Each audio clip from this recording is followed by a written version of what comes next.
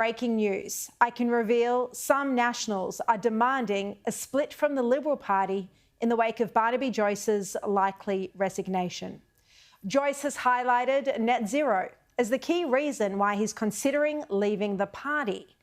And National Senator Matt Canavan tells me that if the Liberals continue to support net zero, then he believes the coalition partnership should split. He told me exclusively today the net zero issue is now existential for the Nationals Party.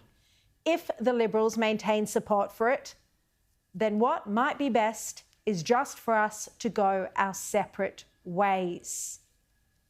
Major intervention there. Canavan also told me we could put both policies to the electorate and the people can decide. There's a growing push inside the Nationals for the party to have a stronger position against net zero. This because of energy cost reliability and consumer affordability. Former Prime Minister John Howard has also argued for this position, his personal view. But Matt Canavan points out that even in the so-called teal seats, the number one issue at the last federal election was cost of living. His intervention now tonight adds to the sense the coalition is in crisis. And opposition leader Susan Lee today seemed to acknowledge the partnership is precarious. Well, that's a prospective question, Michael, and right now we are in coalition and it's a coalition I support, as does David Littleproud.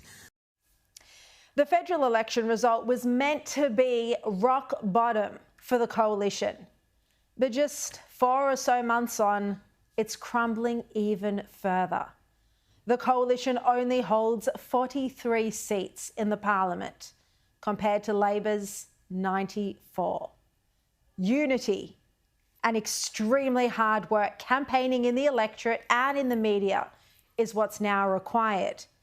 Yet the opposition is bereft of policies. It can't articulate its values or what it's fighting for. So it's no wonder some MPs are considering jumping ship from the coalition partnership.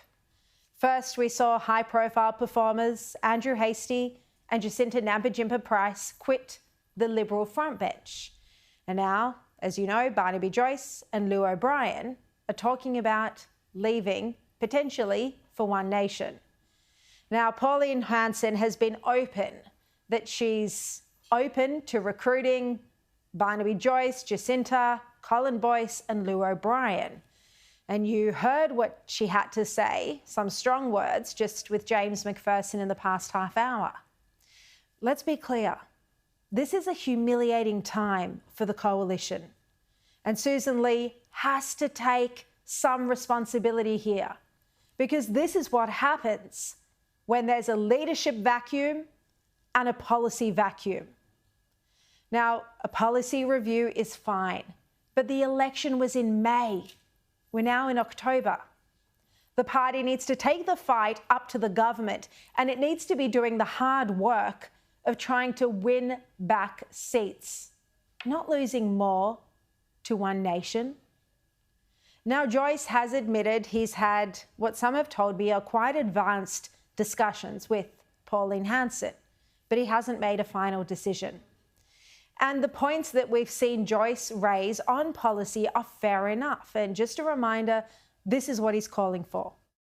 Ditching net zero should not be an offer to me. It should be a reality of Australia. This is outrageous what we are doing to our nation. You have, you're putting small business out of business.